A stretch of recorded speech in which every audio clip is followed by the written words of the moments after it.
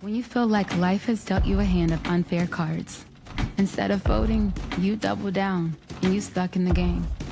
You faced battles, you felt broken, but hey, do us a favor, put your hand on your heart.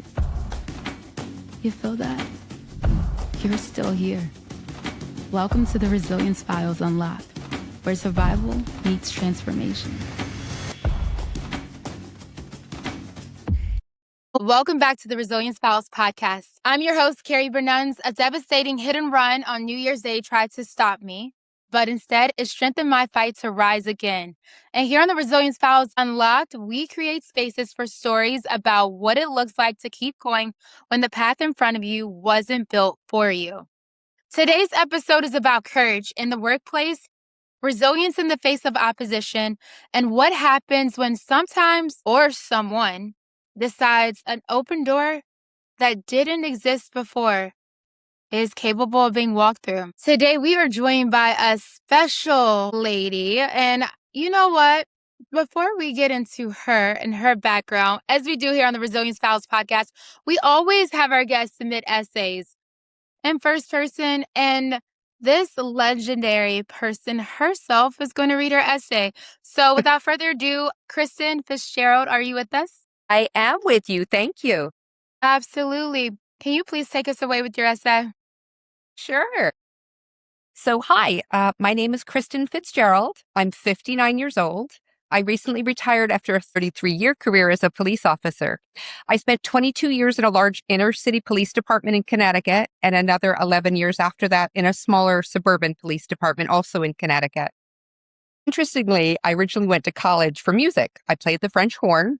I earned a degree to teach music, but somewhere along the way, I realized police work felt more exciting and meaningful to me than teaching. So I decided to pursue a career in law enforcement. I was hired in 1992 by one of the largest police departments in Connecticut at the age of 25. In 1995, our city was chosen to host the worldwide Special Olympic Games. At that time, the administration announced that they wanted to expand the motorcycle unit, and they were interested in putting a female officer on the team. There was just one problem. I had never ridden a motorcycle before. But instead of letting that stop me, I signed up for motorcycle riding classes. I learned how to ride and earned my motorcycle license. After that, I submitted a memo requesting to be considered for the unit. Out of all the applicants, 4 officers were selected to join the motorcycle unit, and I was the only female. Not only that, I became the first female motorcycle officer in the department's history. At the time, I was also the only female motorcycle officer in the entire state of Connecticut that I was aware of. What should have been an exciting achievement, however, did not come with support. Some of the male officers in the department were furious that a woman had been selected. Several told me directly that I had taken a man's job, and more than one officer actually told me they hoped I would crash and die because I had taken a position that they believed belonged to a male officer. Hearing these things was shocking. These were people I worked alongside every day, and I would be lying if I said it didn't affect me. But I also knew that I had worked hard to earn that position, and I wasn't going to walk away from something I believed in. The hostility did not stop with words. I had to install a locking gas cap on my motorcycle because there were threats that someone might put sugar in my gas tank. I also had to lock my helmet inside my locker at the end of every shift because I was warned that if I left it hanging on the handlebars, someone might urinate in it, or even defecate in it. The motorcycles were stored in the basement of the police department in an area that only sworn officers could access. One night, someone actually cut the belt drives on several of the Harley-Davidson motorcycles. This was discovered the next morning when a veteran officer left the station and began merging onto the highway, and his belt suddenly came off. When he checked it, he realized it had been cut. Other officers inspected their motorcycles and discovered that their belt drives had also been sliced. The belief within the unit was that someone had been trying to sabotage my motorcycle but didn't know which one was mine, so they cut them all. The administration installed surveillance cameras in the area, but unfortunately, it was placed in plain sight, and whoever did it was never caught. During the Special Olympics event, officers were transported to various locations by bus. As the buses drove past me while I was working traffic posts on the motorcycles, officers would open the windows and shout things like, "We hope you crash and die." Despite all of that, I kept showing up. I rode in the heat of the summer and through the coldest days of winter. One rookie officer later told me that while he was sitting in the police academy during a snowstorm, he heard a sound of a motorcycle outside. And when he looked out the window, he saw me riding my Harley-Davidson police motorcycle through the snow. I never wanted anyone to say I didn't deserve to be there. In the end, I outlasted all the naysayers. I rode full-time in the motorcycle unit for 17 years out of my 22-year career there from 1995 to 2012. One of the biggest lessons I took away from that experiences was realizing the phrase, the thin blue line, the idea that officers have each other's back, did not always apply if you were a woman. But I refused to let hatred or negativity define my experience. Instead, I stayed humble and grateful for my opportunity to do a job I truly loved. In my opinion, riding a police motorcycle was the best job in the department. Being the only female rider at that time meant a lot to me. Today, there are more female motorcycle officers, and I truly hope that their experiences are different from mine. But I'm proud that I stayed the course and helped open that door. Thank you for listening to my story. I'm Kristen Fitzgerald.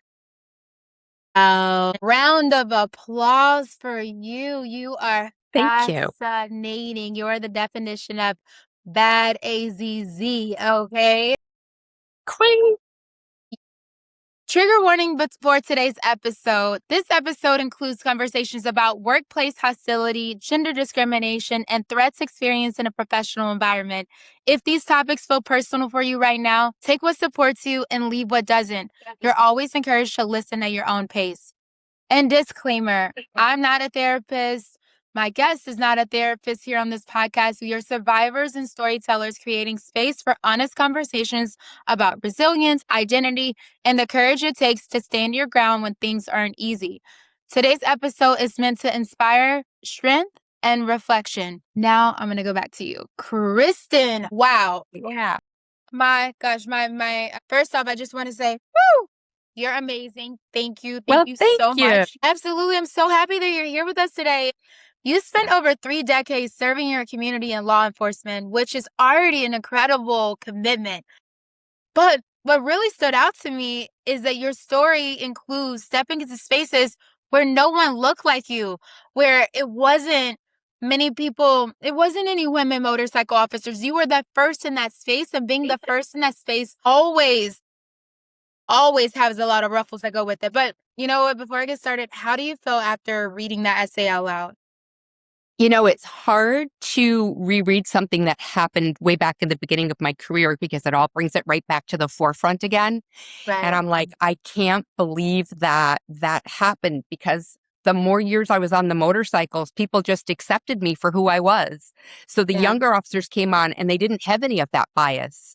And the department started promoting more women, and they were really encouraging. So it was just kind of the older, crusty veterans that had given me a problem.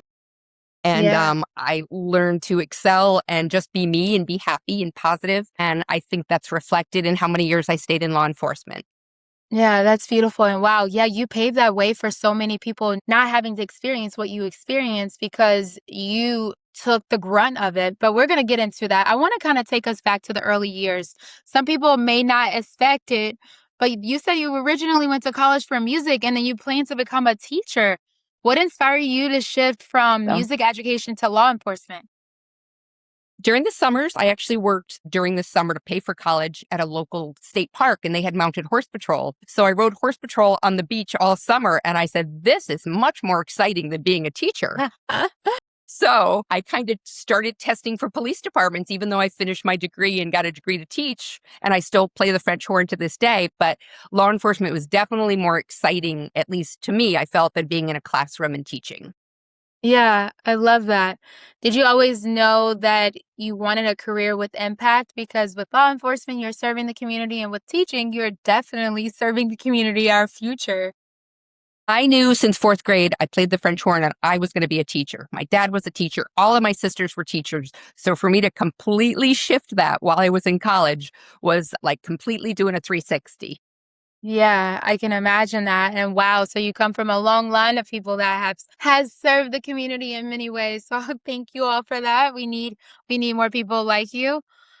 So at that time when you decided that you wanted to make that career transition, you fell in love with the horses, riding on the beach, and you said, "Oh, I kind of like this. This is better than teaching and anything else I thought." You joined one of the largest police departments in Connecticut at just 25 years old. What do you remember most about those early years in the department? The department had hired almost 100 officers within a year period of time. So there was a Wow. huge influx of new officers, and I was kind of on the tail end of that. So it was an exciting time. It was new for me because I grew up in a little farming community, and Oh, wow. to work in the inner city, it was like culture shock, but I loved it. And, we were walking the beat at first, and I was working midnights and working with all different cultures and people, and it was really, really exciting for me. So Yeah, I love that. Were there many female police officers during that time? prior to them hiring 100, there were only a handful, but their whole impetus at that time was to hire minorities and females. So they actually brought on quite a few in that year of 91 and 92, try to put more females in the ranks of officers. I love that. Did you feel welcome when you first entered into that profession? The younger officers, yes. The older officers, absolutely not. They were the old crusty veterans with the big mustaches smoking the cigarettes like you see in the 70s movies. So they were Yeah. not happy with all these new young people. Of course, they were set in their ways. They were like, this is a man's career, a man's industry, a man's job. Why they're women and minorities and other people. Exactly. Yeah, they didn't want to break the status quo of what they've learned. And Right. what do you help build your confidence during that early part of your career, especially when like the younger officers and people were cool, but the older ones that probably had more experience, wasn't probably more willing to teach you? Exactly. They were very standoffish, but I'm always very bubbly and outgoing. And I Yeah. think I've always strived to be a humble person. So I would make sure I came to work early. I would back people up. I was always very outgoing. So even before I rode the motorcycles, I always tried to get a good reputation that I was a good, solid officer. I would back you up. I would help so that reputation followed me throughout my career, both on the motorcycles and into my next career as an officer. So I always went like 110% to help people and do things. And I think that made a big difference in how people perceived me, at least. Yeah, I love that. I think that's beautiful. And then came the opportunity that changed everything for you. Your department announced that they wanted to expand the motorcycle unit and include a female officer, but at the same time, you had the Olympics that was taking place and they were looking to expand their unit, right? At the same time? Well, it was the Worldwide Special Olympics. They travel around and they host it in other major cities. So it wasn't just like a local, it was huge. There were people coming in from China and Russia. So it was Yeah. like they shut the whole city down. They were expecting Wow. masses of people and there was bus transportation. So they wanted to get us in there a few months before this happened in the summer. So they put us on like in the spring of that year, trying to get us ready for the Special Olympics. Wow, I love that. And even though at that moment you never never ridden a motorcycle before, what made you decide that you want to go for this position anyway?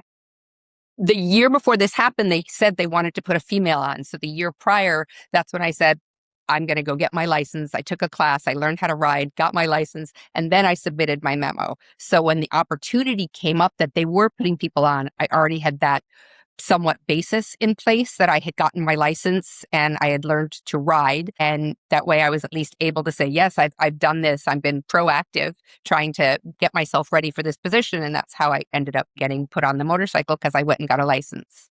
Absolutely. I love it. You said you set your mind on your vision and you went and you started even ahead of time. Like you knew that this was a year before and you said, let me go do it and let me go practice and let me go and show them. And I think that that's beautiful. Were you nervous at all?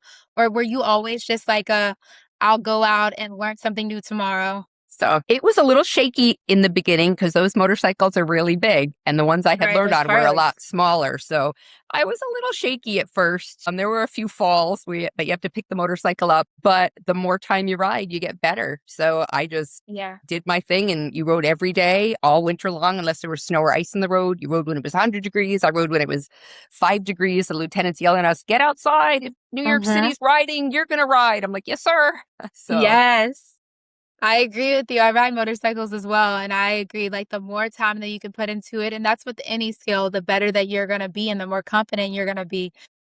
I'm also an actress and stunt woman, and I've done some big shows awesome. where I'm driving like a heavy Harley and I'm like, this thing, I'm like, 107 pounds at the time. Like, when you're riding, you don't feel it, but when you No, I was stop, just going to say that. Yep. you feel it. It's when it starts going over. So you try to avoid that going over situation. It's great when Exactly. it's going forward. And Exactly.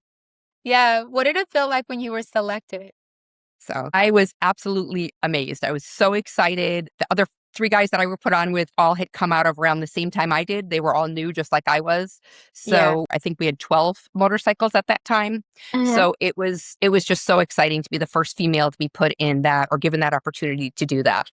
Yeah, absolutely love that. Did you know at that moment that you were making history? Not at all. Yeah, that was just new to you. You just was like the first thing that you came to mind is like, I just need to get this. And then you got it and you were like, okay, now let me be the absolute best that I could be at it. That's it. So yeah, I I love felt that. a little bit like a circus animal. Motorcycles do a lot of funeral escorts, and sometimes we would go into New York if someone had passed away in the line of duty. And I remember all these New York guys kind of walking around me like I was a zoo animal, like looking at me saying, "Oh, we heard there might be a female on the motorcycle. We've never seen one before." And I'm like, okay. Yeah. Wow. So, It's so interesting, but it helped also change not only, of course, the status quo of what existed then, but it also started to change how the people's perceptions of perception. everything is. And I think Absolutely. so often we see it in movies. We watch movies that are completely different than our personal realities, and that changes our perception. Then we start to get used to this or become more empathetic to this. And for those, particular people, you showed them that not only can you be female, but you can be a female motorcycle and you can be good at it. And I Yep. think that People would that's, say to me, they're like, females don't ride motorcycles. I'm like, sure they do. Here I am. yes, I love that. You became the first female motorcycle officer in your department's history and possibly the first one in your entire state at the time. What did that moment mean to you personally? I don't think if at the time I didn't really realize it because Yeah. I was just happy to be there. And you don't really Hmm. realize it until time goes on. And then you're like, wow, this is kind of epic, this is awesome. So Yeah. Did it ever feel heavy as far as like the responsibility that when you recognize it, that you have to carry it? I just was so excited. I would always say, who's a classically trained musician that rides a Harley? I am so lucky that I'm getting paid to ride a Harley. So I was just Yeah. extremely thankful. I never felt it to be heavy at all. I did my job. I did it well. I rode with all the guys. They all came on. I turned out to be the one that was the most senior member of the unit, which was unheard of. We'd go places and people would be like, who's the most senior man on your unit? And the guys would laugh and say, it's not a man, it's her. And they'd look I at me and be like, love that. oh. So So what it sounds like to me too is so beautiful. So the motorcycle officers that were with you were the supportive ones, but instead of the support, you also faced resistance from fellow officers that were not chosen to be in this, exactly. prestigious honor, including people that tell you that they hoped you would crash and die and they were in your same unit and they're fellow Yeah. officers that are serving citizens. Like, it's so interesting that you hold that contrast because I feel like it's incredibly difficult and heavy to experience this in your own workplace. Excuse But me. I think that they were the guys who were expecting to get put on the motorcycle unit and they felt like right. they were passed over for someone who was subpar. Yeah.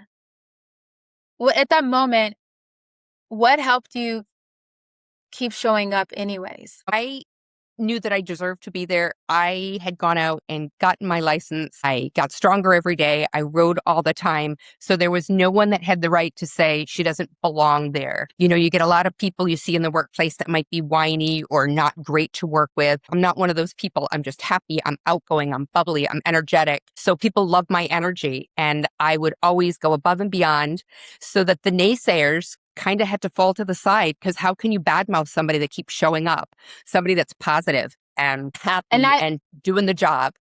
Yeah, I absolutely love that, but you're also human and you're also, you do have still some feelings and emotions. Did those words ever get to you? Did you ever consider stepping away from the unit? Did the comments affect you emotionally at all? In the beginning, I was amazed that other officers would say that. So I was hurt because these were guys I had worked with out on the street and they were saying, we hope you die. So as a young rookie officer, it was really upsetting. but you just kind of tuck your chin. And I'm like, I'm not going to let it affect me. I'm going to keep going on and I'm going to show them that I deserve this position. So Yeah. that's what I did.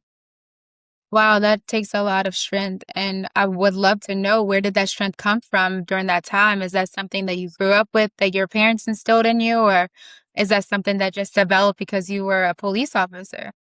I think I've always had it. I always give 110% at everything I do, whether it's lifting weights or running or helping people in the community. I've always tried to do more. I've always strived. I just have great energy and I know that where I need to go is I'm going to get it done. I'll figure it out has been my go-to phrase. I'll figure it out. Yeah, I'll get it I'll done. figure it out. I'll get it done. I love that. I'll figure it out. I'll get it done. That's beautiful. There was a moment when someone cut multiple motorcycle belt drives, and the belief was the target may have been your bike. And it's just also so shocking and sad to know that someone could have easily have died in that incident, especially with the officer that took off on the highway and realizing that his belt was not properly on, then realizing it was cut. What was it like to continue to do your job knowing that that kind of hostility existed around you and that you could have been the target of someone trying to take you out? Well, I felt awful that they were targeting me, as it was pretty obvious, and that somebody else would have been hurt as a result of their hatred for me. So, you know, I just, they did set up that camera, but they did it kind of half-heartedly so that anybody coming down would see this big camera pointed to the motorcycles. So I don't think the administration really cared or really gave it any consideration. So I just really always had to watch out for myself. So I always had to check my motorcycle. As I stated, I had to put my helmet away so they wouldn't do anything to it. I was the one that asked for a locking gas cap so that they couldn't sabotage my bike as I was told they were going to. And finally, after a few years, it just kind of fell to the wayside because I kept showing up and I was there every day and I did the job and they couldn't. What are they going to say? I'm doing everything that they're doing and I'm doing it just as well. Yeah, I'm happy that it stopped after a few years, but it's also still shocking that, people that are your coworkers that are serving the community that are supposed to be all about safety would make you feel unsafe in a work environment like that. I know the administration set up the camera, but did they do anything like sending out a memo to everyone, letting them know that this type of behavior has to cease? Did they ever discipline anyone through HR or a layoff or anything? Like, were they able to find No, anything out? it was so young, and I don't think the administration at that point really cared. They were more like, you should be lucky you got put on the unit because remember, the administration was part of that old regime too. And Mhm. probably a lot of them weren't really happy I was put on either because they wanted to set me up for failure. They were hoping that I wouldn't make it or I wouldn't have the chops to ride that 880-pound motorcycle. Right. So I'm sure that they they really looked the other way. They didn't care. Somebody just put the camera up just to say, well, we did something. But they were all the old time administrators, so they didn't really care. So nothing was done. It wasn't as proactive as it is now with, as you said, memos or, everybody needs to go to special training or sensitivity training. It wasn't Right. like that. These were all the old guys that had been on from like the 70s, and I'm sure none of them wanted me to succeed either. Yeah, absolutely. And they, like you said, they probably were trying to set you up for failure, but you didn't show them failure. You showed them success. You showed them badassery and you kept going. And something powerful I felt about your story, in addition to everything else, was that resilience sometimes looks like continuing to do your job with excellence, even when the people around you doubt that you even belong there. And that Right. takes like a special kind of strength that most people never see from the outside. And even in the midst of like all of the obstacles that came in your way. And I think it's so beautiful that you kept going despite and that you kept saying, no, I'm going to get past this and I'm going to keep going and I'm going to protect myself. I'm going to take my helmet with me. I'm going to ask for the lock to close the gas, Right. like just so many different things. Also, you stayed persistent and disciplined with your riding. You mentioned riding through extreme weather, even snowstorms, and because you never wanted anyone to say that you didn't deserve that position. What kept you Exactly. motivated during those years when things were probably tough, when the motorcycle probably did fall, when you were like freezing and wanted to just maybe hop in the car or to just say, well, this was fun for now and I'm good? So I just knew that it was a very coveted position. And I was very fortunate to have the opportunity to do it. Even when the other guys were making excuses that it was 10 degrees out, I'm like, I don't have an excuse. I don't want anybody to ever say that I don't deserve to be here. And if I need to prove myself over and over and over again, that's what I'll do. And that's what I did for 17 years. I showed up. I didn't complain. I did whatever they asked. And I went above and beyond when other guys were making excuses. It's 10 degrees out. I didn't bring my boots. And I'm just like, are you kidding me? So I'm like, That became a part of your purpose. And right. that also helped shed so much light on what they could ever think about a woman riding a motorcycle. I applaud you for that. That takes a lot of resilience, a lot of strength, and a lot of courage to keep standing up and to keep going over and over again. You shared something also really honest and very powerful, that the ideal of the thin blue line didn't always apply if you were a woman. What did that realization teach you? Nowadays police get a really bad rap, but most of the people I've worked with are good people. Yeah. So, and I'm a good person. I always would help people. To have somebody say that, it kind of just like the whole wall tumble down, right? You always think that police officers have each other's back. Well, Mhm. back in the 90s, it was only if you were a guy. They didn't really want the women there. They weren't really happy with us there. We were just kind of like a necessary evil. And maybe they could get along with us being patrolmen, but for me to take a man's job that only men have ever been in, they were not happy with me. So it was really kind of an eye-opening moment that the thin blue line only goes really so far if you look like them, if you're the same gender as them. And I was like, the black sheep of the family. They were not happy with me. And it was upsetting until, Yeah. again, more people were integrated that were younger, that looked different, that were different genders, that had different beliefs and values. So the whole face of policing changed as they got more younger people in with all different backgrounds. Yeah, it's powerful.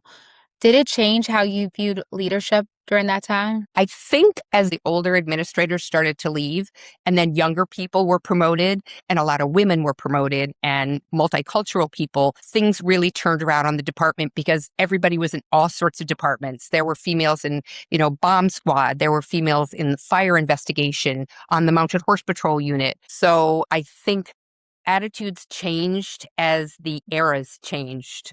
So the people from the 70s and the 80s kind of retired, and the newer, younger generation with different values took over, and it changed the whole look of policing. Wow. Thank you for sharing that. And yeah, thankfully, history has been changing. I would like to say for the better, but I don't even want to say that right now because I don't even know. Like our world, yeah, that's another Absolutely. conversation. It absolutely is. It's like we went like 20 steps forward and I don't know how many steps back right now. Yes, exactly.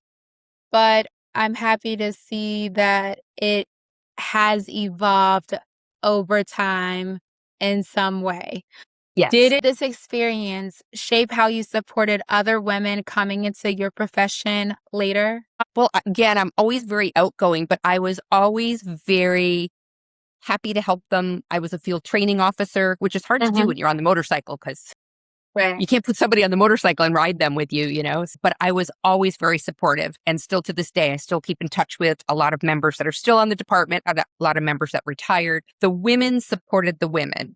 So we were all, like one big family in the locker room laughing and talking and backing each other up. So I was always there. And it's actually Women's History Month, the month of March. So Yes, yes. the department I'm on just put an Instagram, Facebook thing together for Women's History Month.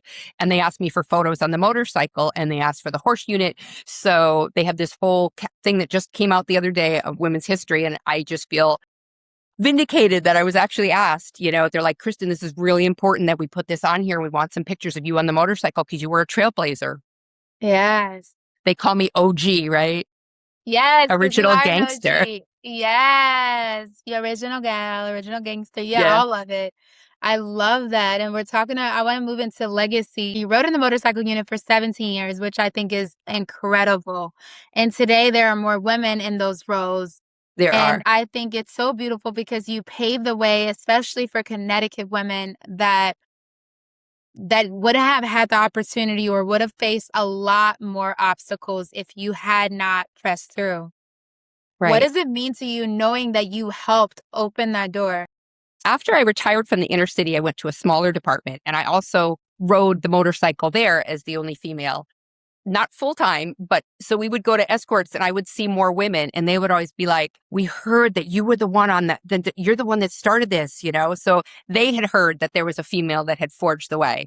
And towards the end of my career, which was just until recently, I would see more and more women in positions such as on the motorcycle. And, here I'm just kind of exiting as the end of my career is near and they're starting. And I'm so glad to see that there are so many more females in varying positions. And I don't think they had to go through what I went through because they didn't have that old crusty veteran. So I hope that they didn't have the negativity or the hatred and that people just accepted them and they're in that role and they're doing great.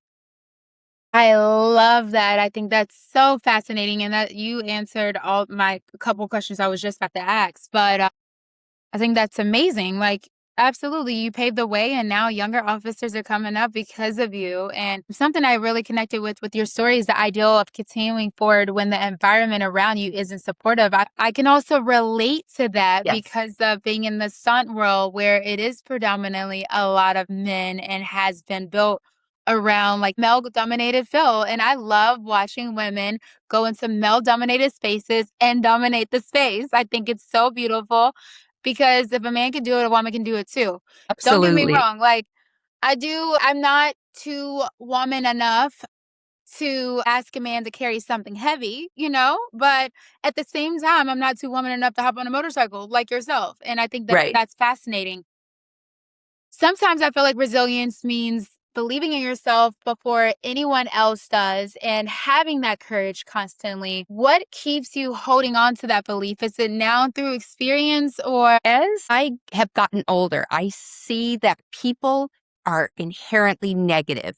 So when Mm, you say, gee, I'm going to do this, and it's not the norm, they kind of go, I wouldn't do that. I wouldn't. So I said, you know what? I'm going to do me. And, yeah, I'm living the best life I possibly can. And I don't let negativity. And I think that's the biggest takeaway. I will never let negativity hold me down. mm, I heard this I phrase love that that. said midlife is learning who you were when you were 16 and embracing that and learning how to live like you were when you were 16. Open back to who you were, open experiences. Oh, you're not held down by anybody. Negativity is no part in my life. I get nothing but up. I can go. I know that's right. Beautiful, beautiful, beautiful. I want to do a quick round of questions. And this is just like kind of first thing that comes to your mind as we begin to wrap up this episode. And I want you to just answer them as freely as you want. What's one lesson law enforcement taught you? Oh my goodness, that we see some really horrific things, but you have to try to come out on the other side. You're here to help people and don't lose your focus. You can break down afterwards, but take care of that horrific crime scene or whatever it is when you get there to the best of your ability. Hold it together, um, and just stay strong for the people that need your help at that time. Oh, beautiful. A moment you felt proudest in your uniform. My goodness. The moment I felt proudest was when I helped a horribly abused child get away from her captors and abusers and get the help she needed and have that person get arrested for these heinous crimes. Chills. So sad. Thankful you were there. What's the biggest myth about women in policing? I don't know if this is PC, but they think everybody would say, you must be gay because you're a female officer and Mm, you're riding a motorcycle. And I'm like, we have all types on the police department. My sexual orientation doesn't have anything to do with it. But that's the biggest yes. misconception. People would always be, even women that come up and try to pick me up, right? And I'm like, oh, I thank you. That's really nice of you. But, that's not my thing. So, Yeah. it's kind of funny, just an interesting misconception. Yeah, absolutely. I can imagine that. What's advice for women entering male dominated career fields? Absolutely. Don't let them stop it. I think so much has changed. Women can do absolutely anything they put their mind to. I am a case in point of that. Women were not supposed to ride motorcycles, but I did. And I did it for many, many years. So we're in every field and we're just as capable and you can do it. I always say that to young officers. I said, you go, girl. You can do anything you put your mind to. Yeah, I love that. I love that. I love that. So, if someone is listening today and feels like they're trying to succeed in a space where they just don't feel accepted, they don't feel like anyone likes them, and that they're they're facing a lot of obstacles, what would you want them to know? That goes back to my negativity thing. I don't understand why people are so negative. You set those goals in your heart and you follow them, and you be the best person you can to the best of your ability, give 110%. And then all those people that are looking down on you will be proved wrong, and they'll see that you're a good person. You deserve to be there. You just keep tucking your chin and moving forward, and it's going to come to you. Don't let anybody dissuade you from what it is that you want to do. So you guys hear that even when people expect you to fail, you have to keep going. You have to just ignore the naysayers, stay focused on the vision, and put one foot in front of the next, and you will eventually prove them wrong. And do it for yourself. If you don't do it for anyone else, do it for yourself. I would love to say one of the biggest takeaways from today's story for me is that sometimes resilience means doing the job that you love, even when others think that you shouldn't even be there. And Kristen, you have opened the doors for women who came after you, and it's fascinating. I am so thankful that you shared your story with us today. Thank I would you. love to ask you, is there anything else that you would like to leave our listeners with today? Just follow your dreams. Don't ever listen to the negativity. Just keep positive and you'll get there. You know, there's a lot of mental illness today. Just everybody needs to be a little kinder and nicer. Follow your dreams and you never know what anybody else is going through. So always be a good person. I love that. It's so true. I'm always like, be kind. You never know what anybody else may be going through. I appreciate that. Thank you so much, Kristen. And Thank thank you, you. everyone. Thank you so much for joining us on this episode of the Resilience Files Podcast Unlocked. If today's conversation reminded you that courage sometimes look like simply just continuing forward, share this episode with someone who needs encouragement right now. And if you need to replay this to remind yourself of your own badassery, please replay it. Follow us for more stories of identity, leadership, and resilience. And remember that you belong in rooms you worked hard to enter. Your voice matters, and your persistence can open the door for someone else. And because you kicked that door down just like Kristen, other people are going to have it a lot easier. So Yes. keep going. And also, if you feel like bullying does exist among your job and you can't stand it, or somebody's out to kill you, speak up and tell someone. Do not hold that all in. Now, yes. You know, there are resources that are more available than they were in the 70s and even in the 90s. We have a lot of resources now, and you should not be in a situation where you feel that somebody is actually out to harm you or to set you up to not be here with us. So definitely reach out for help. If you feel like it's within your means of just keep going and keep staying persistent, do that too. I'm Carrie Bernunz. This has been another beautiful episode of the Resilience Files Podcast Unlocked. Stay tuned for our next episode. Thank you so much, everyone, for listening.